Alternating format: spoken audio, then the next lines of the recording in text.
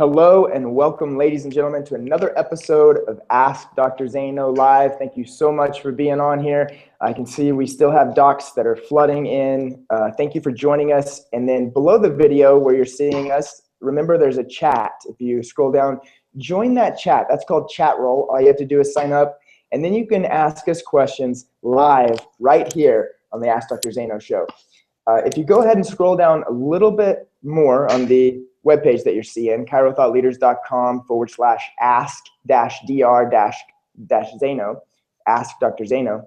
If you scroll all the way to the bottom, I put a link down there for Garrett Gunderson's cash flow banking webinar. It's going to be next Thursday, not this Thursday, not tomorrow, but it's going to be next Thursday. Just click that link. It says claim my spot right now. And you'll be able to just enter your name and email, and you'll be on that webinar. It's going to be awesome. I've listened to a lot of his stuff. I've went through some cash flow trainings that he's done already, and they're always amazing. We already have a lot of questions here built up, Dr. Zaino. So how are you doing tonight? Great. Thanks, Dr. Tabor. Dr. Tabor, you're actually in Boise, right? Right. That might be, if you're hearing a little bit of an echo, maybe sounds like I'm in a bathroom or something, but I'm actually I'm in the CBP Institute in Boise, Idaho, getting CBP certified. So it's pretty awesome. And then before that, you did your 13th module, right? That's right. Yep. So I just finished my the International Chiropractic Pediatric Association certification, and then now CBP, and I just don't know what else you'd need to correct spines, help kiddos, and just, take this principle to the world now, That's awesome, man. Congratulations. I know it's a lot of work, but, you get the prize when you put in the work. So good job. That's awesome. That's right. Oh, yeah, let's do it. Let's rock and roll. Cool. Let's start with our first question here. We've been having difficulties getting patients to give names for the dinner talk. We've been training on objections for it, but most patients have been very hesitant about it. When you were first doing it, where was the turning point that started people to give more names? Great question. So when the person's giving objections, it's kind of almost too late. You still train on objections because you will get them. So then you realize if you're getting these objections, these need to be covered in your masterpiece report of findings. So when you do your talks, when you do like the language in the report of findings, like I always end with the 3 requirements. And when I go over, and I don't say that the number 3 requirement is helping others, so you're gonna get the sheet from Misty and you fill it out. It's still a nice to have for them. But you say it's a requirement, and you say you fill it out, but it's gotta go deeper. Yeah. And how do you go deeper? How do you destroy objections in a nice way? How do you lead them? Is because you have to change their perception. So I tell them the story. You tell them the story of someone who, I love the Reggie Gold one, where he had a patient, and his neighbor came in like 3-4 years later with his kid who had asthma, and it helped his kid's asthma. And he looks at his neighbor, and he's like, well, what are you doing here? He's like, yeah, I've been coming here for 3 years. He's like, well, wait a second. You came over to my house every single week. You ate my food. You drank my booze. You saw the ambulance come by and pick my kid up when he had asthma attacks. So you saw the ambulance come by when he was sick, and that was the thing. And you never told me about this. We're here. My son in 1 week is doing better. And, so it just shows you that, like, how much would you have to hate somebody to not tell them the truth, to not tell them to say, if a car is about to hit them, you would say something. So, I kind of tell my story, and this is what I tell them. For me personally, in 2013, it became a requirement when a pastor came in. They were given the sheet to fill out names, and he literally took the sheet and the clipboard and threw it. He threw it on the ground, like enough to where I heard it when I was adjusting. And just in that moment, I saw what he did. I'm like, remember when this guy's a pastor, and he's like, I'm not going to do this. This is solicitation. I'm not going to help you build your business. And I was like, you know what? He totally doesn't get the principle.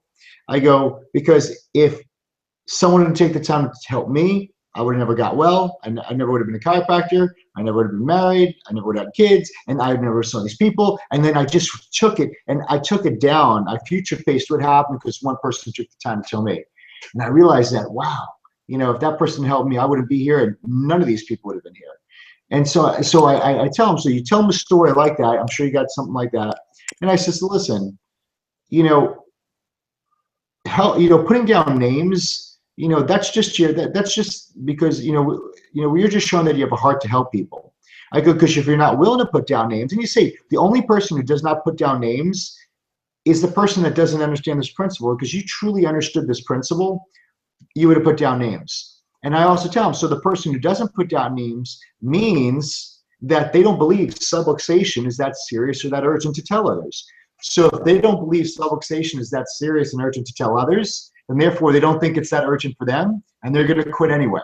So I go, so I know that people who don't help people, they wind up quitting anyway, and they're not getting the results. So you see all the things I put in there. So number one, I wouldn't be here if someone would tell me. These people wouldn't be here if they didn't tell me.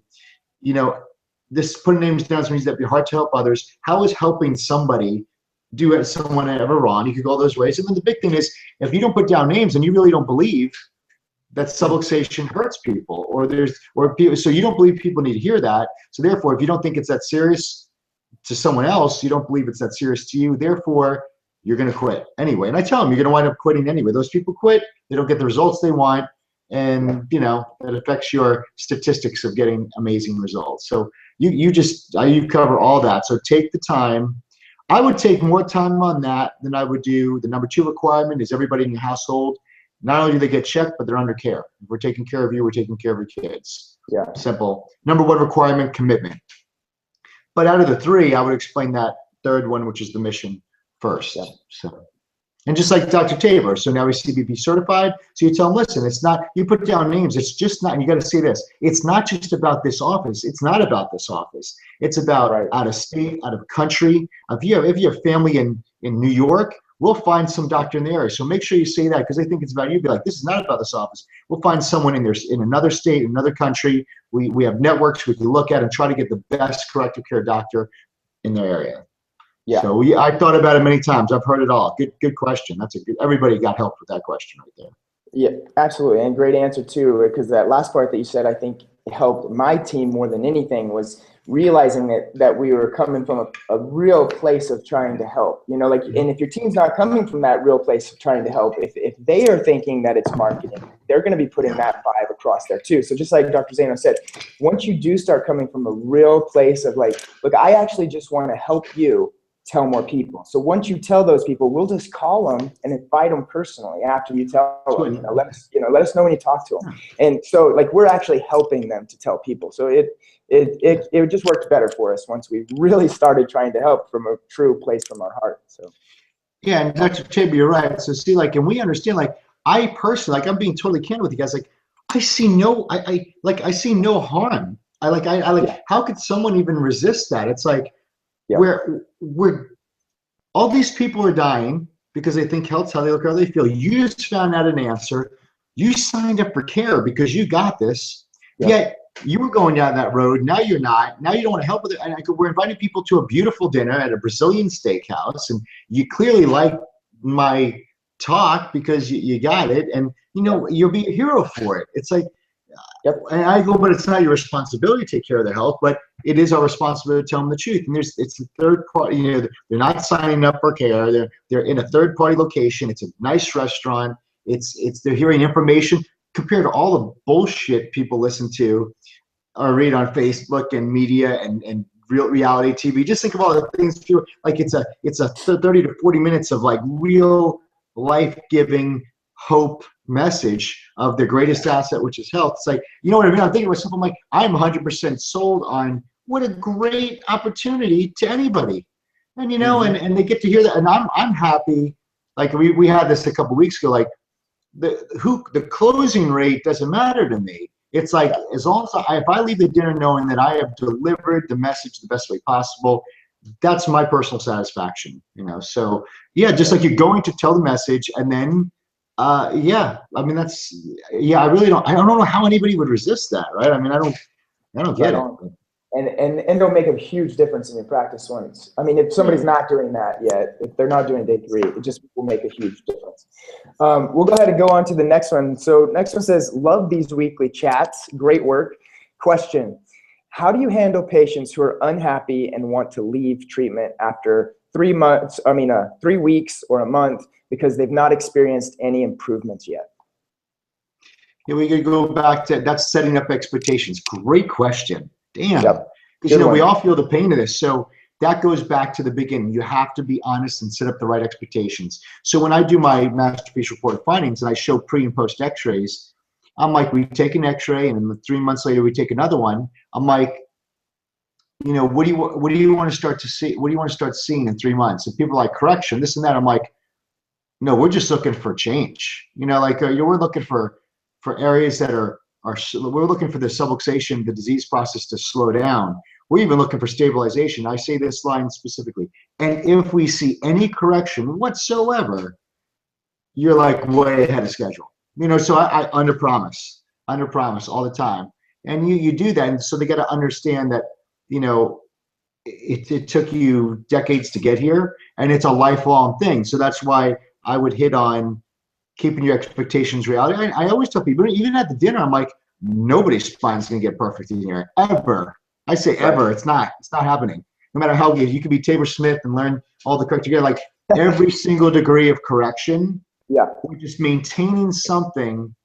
If I had really shitty crooked teeth and I started taking care of my teeth now, and I even put braces on, they wouldn't be perfect, but you know what? I would make a huge difference in my dental hygiene from just starting to take care of something I haven't done. But now, the nervous system, it's like they could function better. They get just even 1% more energy and life from the brain to an organ to replace diseased tissue with healthy tissue. It's like, it's an ongoing process. So it's two things. It's setting the right expectations and lifetime care. Yeah. And then so lifetime care is like, so let's say you correct your spine 3 degrees. Are you building health or disease? They're building health. Okay, so if you stopped, I do this in my report.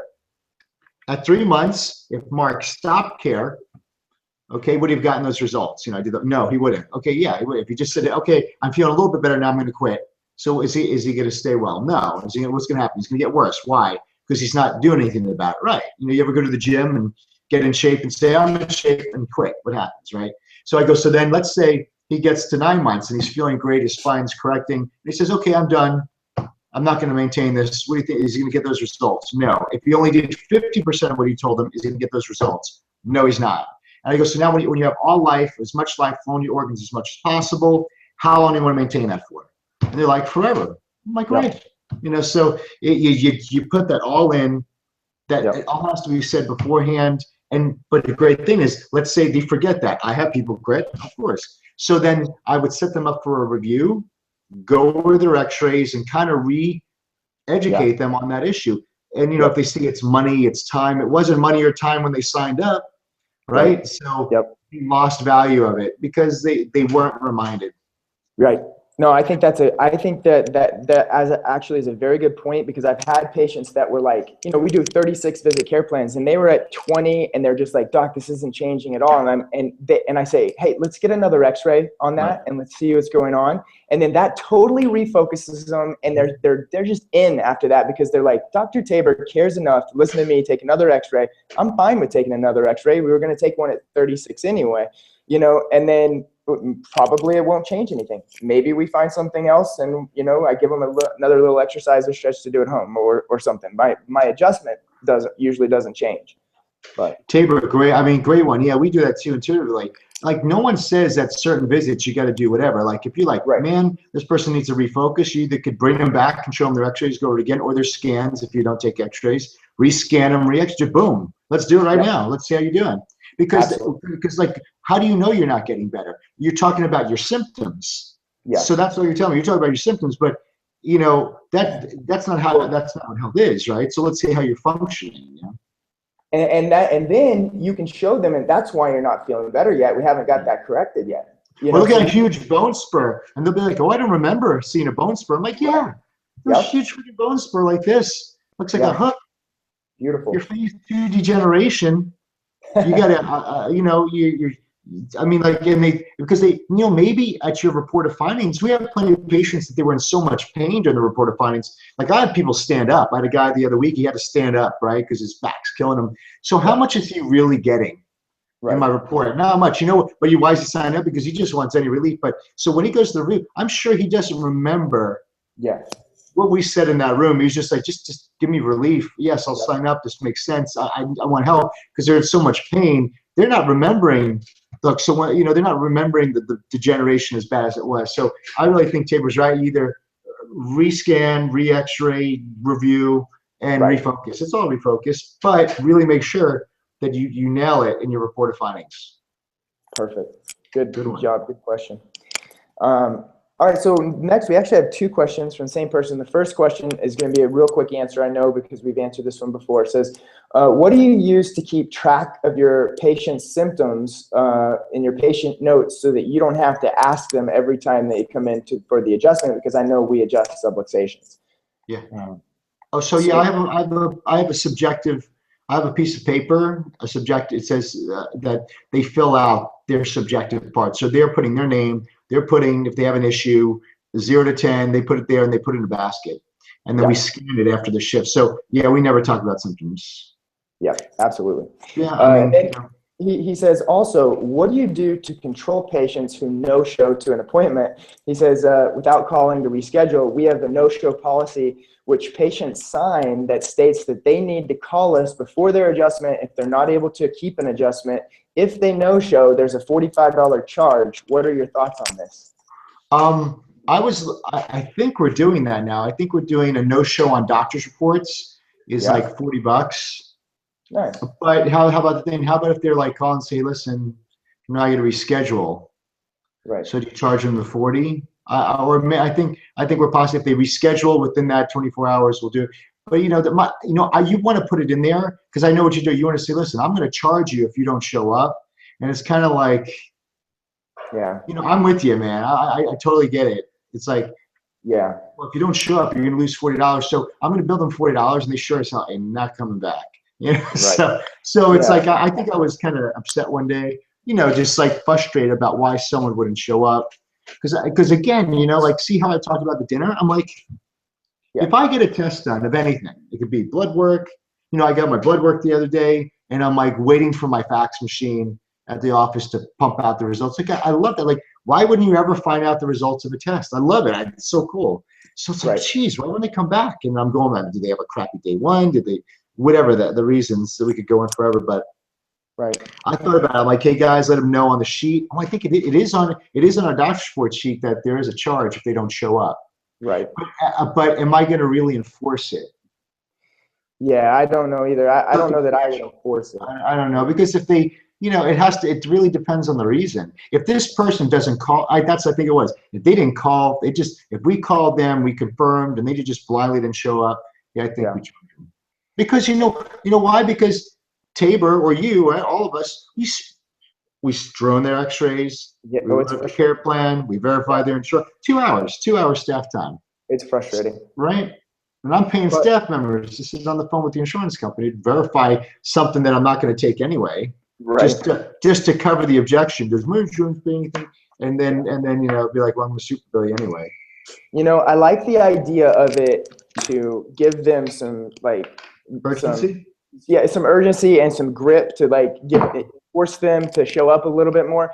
I don't want to be mean to the patient afterwards. The last thing I need is some board complaint thing just because they didn't show up to a doctor's report or something. You know what I mean?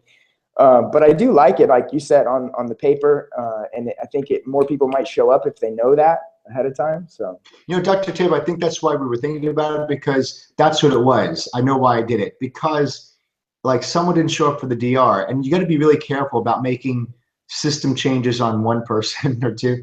But someone clearly had put something as a bigger priority on that night that was clearly not a good priority. You know what I mean? So it's like, so I was telling the guys, I'm like, so literally their doctor's report was 10th on the priority list. So if there's money at stake, you're trying to put it up on the priority list where it makes them show up.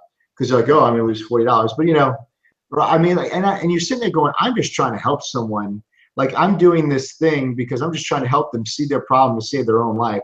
And you don't want to really strong on them, because then again, I have a devil and an angel always talking to me, and one part of the angel is saying, hey, it's their health, know. And then the devil's like, well, force strong on them, in there, and then maybe it'll help their urgency. So I'm always, you're always going back and forth, and I would test it out. But just see what happens if they don't show. But if it's But we're talking DR. We're not talking every adjustment. I don't have that No. policy anyway. Because now they're my patients. Yeah. Right? I'm doing this for non-patients. Yeah, and I think maybe he might be talking more about a per visit clinic, which I could see you doing it like that. But if you're like us and you have care plans or you have people paying monthly, I don't care if they don't show up. If they want to come in the next shift or tomorrow's shift or whatever, that's fine. They can do that. So. Awesome. Well, let's see. Let's ask another question. At what volume did you stop doing your own new patient exams, and how was that transition? 600 a week. Wow. And it was transitioned for the first thing we did was I shot a video and I played the 17-minute, because I said I would go in there and do the same day one. You know, I just really was, day one to me was just educational, because I had no orthopedics, nothing like that. So it was, I would educate them for like 15, 7. That's where my original dinner came from. It was my 15-minute day one. So I would literally do a dinner or lunch and do my day one, you know what I explained. And so 15-minute video of me doing the same thing. I did the video.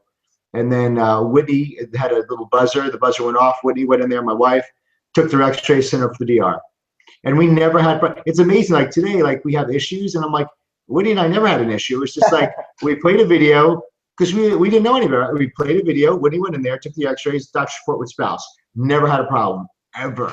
And now, like when you have these problems, like, wow, what happened? We never had these problems. So that happened. Then at 600 a week, then I got this, you know, we hired a doctor to do new patient exams and x-rays, you know. And so we got this church. I remember that church. I got 330 new patients from that church. Isn't that nice? I did talk. Well, it was a thing. And, you know, it was a simple, I adjusted the patient who was a pastor, and I just knelt, and I was like one of those, hey, you know what? If you ever want me to talk to your church, I will. And he's like, that's a great idea. And so I did 3 services. And then Dr. Chad, he has his own office now. He's doing great. And it was Dr. Chad and I, and he was doing like 7-minute day ones, taking the x-ray. We had a processor, so we had to draw on the x-rays. We were doing crazy amounts of doctor's reports.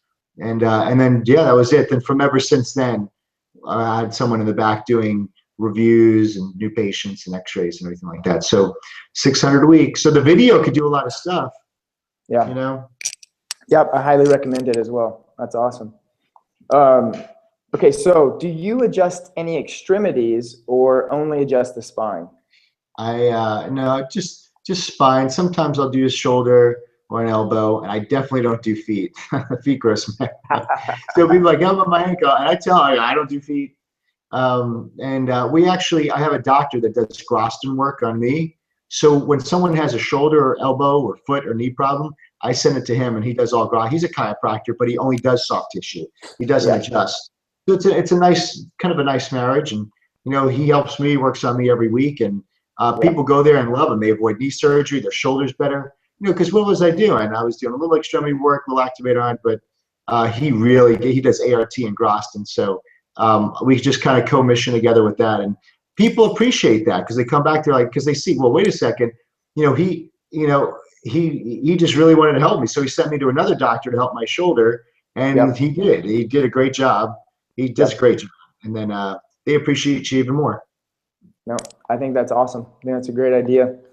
And very cool. I do adjust some extremities, but if I adjust an extremity, it's quick. It's like only an area that they were complaining about, and it's only until they stop complaining about it. You know what I mean? So I try to move on pretty quick. Okay, follow up on stress x-rays. When do you do the first re-x-ray? So, well, because we have to kind of like change our system a little bit, do the volume. So on day one, I'm doing a stress x-ray on the day one process.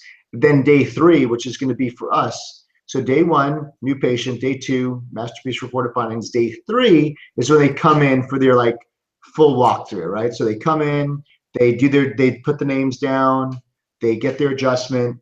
We bring them back to do rehab now for the first time. Then after rehab, with all their weightings on, they keep all their weighting systems on, and we take another picture after the rehab. So then we know, do we give them a head weight? You know, because sometimes the head weight after 7 minutes buckles them, right? So, and then we could show them, hey, listen, you did great, and we know the rehab to do. So we kind of do 2 stress x-rays. But I definitely use the one on day 1 to show ligament instability. and to show, because an objection is to give certainty to someone. They'll be like, well, how do you know you could help me? Or how do I know you could fix this problem? And so Dr. Fred, I don't have the room, the way my room's set up for the x-ray, to lay them on a table with a Denerol or life curve, because I know Dr. Fred's, because you can really see a change there. So I just do the lateral neutral with the head weight. And so you either see it buckle or you see that thing come back, and just say, listen, this is your head weight picture, and you came back. So this lets me know that your ligaments are stable enough to withstand correction in this limited amount of time that you have. Sure. So I just showed you right there. You go, what doctor could ever show you? They tell you, they say, everybody tells you they can help. We're showing you we can help. Yeah. What happens when they wear that head thing and their neck goes from a 22-degree curve to a -8? They say, listen, you have ligament instability right here. How many doctors would ever showed you that? So now, listen, that's like gravity. As soon as I adjust you, ligament instability, what's going to happen? They're like, I'm going to collapse again. I'm like, yeah. So I go, this is like chiropractic life support now. So you cannot miss any rehab. You have to do it. And we talked about this in the last show. Ligament instability, even for the best corrective guys out there, it's tough. So, but they know I just increased the urgency. There's no missing rehab. You gotta do your thing, because the weight of their head's collapsing them. And I never did take x-rays really, because I came from Dr. Shane's office. We didn't do x-rays. I didn't understand what x-rays were. Dr. Zaino does a great job of being efficient and doing stress x-rays, but learning, a lot of CBP now, I see that it tells you a lot. Not only does it help you explain to the patient what's going on, but it tells you areas of the spine that may not fully correct. It tells you areas that are even more fixated than even subluxated. It shows you, you could change. You may do a head weighted, and then do a dinner roll, and then you could say, maybe there's something else that we need. And so you just get a lot off of those stress films. I'll definitely be implementing that more in my office. And Dr. Tabor, if someone says, hey, listen, doc, I don't think I'm improving. this is not working for me. Right. Then, you know what, do some, I'll do a shoulder weight, do a couple of things like the shoulder. And it could be like from the Clear Institute. When I took that, I'm probably bastardizing it as I speak about, because I'm not a Clear certified guy, but it's like, sometimes the body, one thing they said is you can have bodies that react totally opposite than what you would think. So you're thinking a left shoulder bag's going to do this, but it helps correct something down here. So like, oh, hey, you got to put it on that side now. And the only way is by taking that weighted picture. So, I do that to myself too. We put different weights on my body, and until I saw that area correct. It was weird what my body had, what weight system I had to put on my body to see that one area start correcting. So you see it, you can measure it. Right. But don't get too, don't just use it, it on per, I don't want, what I mean? Don't make it I know anybody can get too analytical with the technique. It doesn't matter if you're Gonstead, if you're upper cervical. It's like you have to realize that there's an amazing intelligence in that body that takes the force that you apply and directs it towards normalcy, and so that's why somebody like me who is trying to do corrective care, not doing it as well as I could still get great results, because thank God there's an amazing innate intelligence in every person. And when I put a great intent and a great force in there, their body's able to take that and adapt it and make it life, so it's awesome. But then at the same time, I just want to be the best I can possibly be. So I'm always trying to learn, We got a question here. It says, if their head buckles and this shows ligament instability, what do you do to stabilize them? Isometrics, ? Yeah, no, it's the posture cure, Dr. Tabor, you'll be the posture cure. It's working on, isometrics. Well, they really can't do the head weighting at that point. Molding, a lot of molding. Laying over that thing, building. It takes molding of 20+ minutes to start getting those ligaments. Knowing, and being okay to tell them that area may never fully stabilize, but at least you don't get it worse. Right, and we went over some cases just today with ligament instability. Areas that are greater than 3.5 millimeters of slippage when you do like forward and flexion and extension x-rays. And then once they go through a chiropractic program with the the exercises, standing on the vibe, strengthening core muscles, even the adjustments. But as you go through your care, even if they can't stand maybe that much weight on their head yet, at the end of care, they're showing that those areas of instability are now at least more stable, if not completely stable. Correct. So our care can stabilize somebody's spine. And yeah, a lot of it is some of the rehab and the exercises you do. And then also addressing other areas in the spine of subluxation, because you're allowing that body to heal. And that's what really has to happen. If an area is unstable, there has to be healing there, And the great thing about this, because you could still run a straight style chiropractic office, because this stuff, this rehab, this is home stuff. This is home care. Yeah. I mean, yes, we have rehab in the office, but I have rehab in the office because I have space to have rehab in the office, but you don't, if you're like, well, listen, I have an 800 square foot office, what I'm going to do is you teach them the home rehab. It's their work at home. That's why your care is so affordable, is because, you're passing some responsibility then to do the stuff that you don't need to babysit them when they lay over a dental roll or a life curve or do some hang traction. That's their responsibility at home. And that's why we call home care like hygiene, because it's not, it's their job to do that, take care of their stuff. It's not my job to sponge bath them and wash them and brush their teeth and all of that stuff. That's hygiene. I can still be a completely straight chiropractor and just adjust and just educate somebody about how to do a little bit of spinal hygiene on their own. So awesome. How many pounds do you put on their head to take a stress x-ray? I do too. Yeah, it's 1 to 3 actually in CBP. So I know. Yep. Perfect. I do too.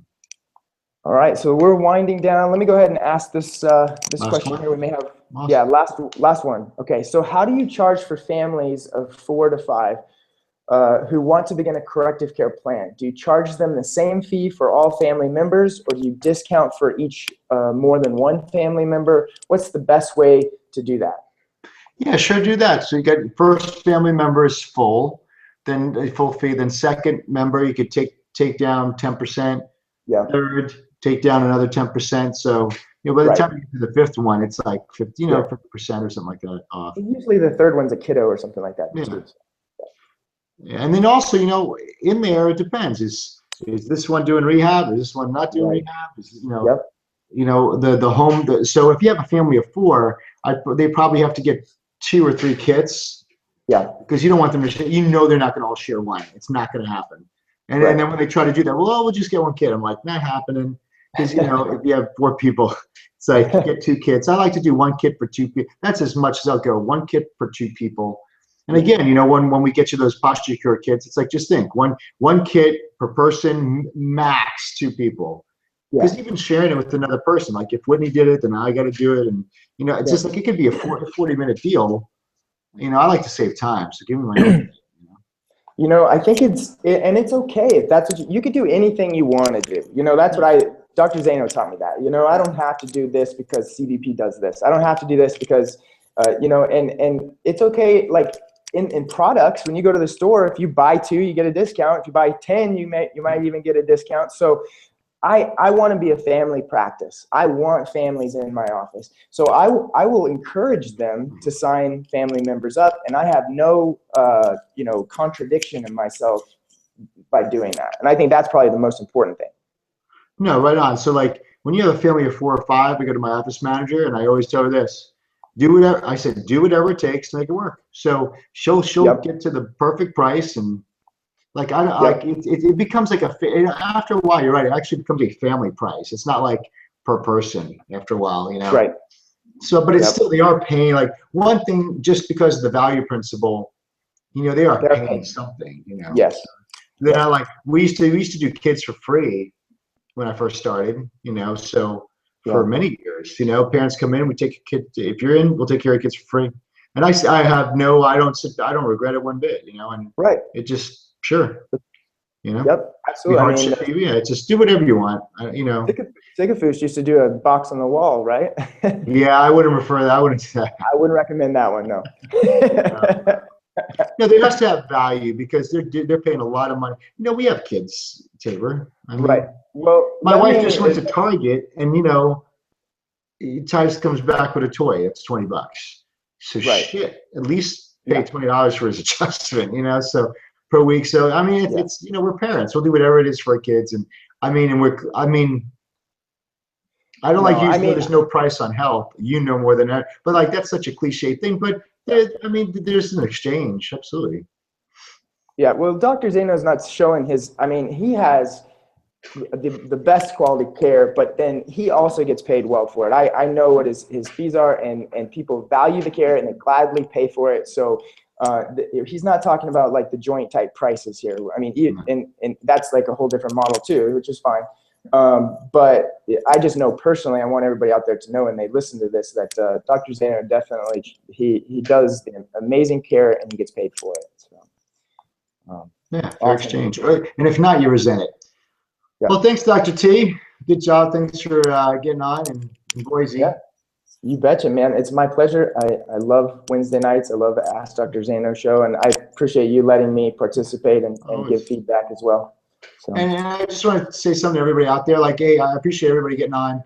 And I'm going to ask for your help. Just like how you ask your patients to refer others to your office, but we want to kind of create a movement or a tribe. And 100 people, that's a good little group. But it's like, when we're given when I give Zaino experiences and doctors pay $7,500 to $10,000 to do this, what we're doing right now. That's why Tabor and I really didn't do this for the longest time. I'm like, well, people who go to my Zaino experience, that's when they could ask the questions and get it. But it's like people spend thousands of dollars, and that's without the plane fee. That's just the cost of the day, and they got to bring their staff, pay for the hotel room. So they invest a lot of money, and because they're investing, they get it back times 10. But it's like this is the same opportunity. So thank you for taking advantage of it, but you got to let other people take advantage of it. The other people who are not taking advantage of it are the other people that are not growing. They're not going to seminars like Dr. Tabor. Dr. Tabor went to 2 back to back, and he's got a family. So everybody has excuses, and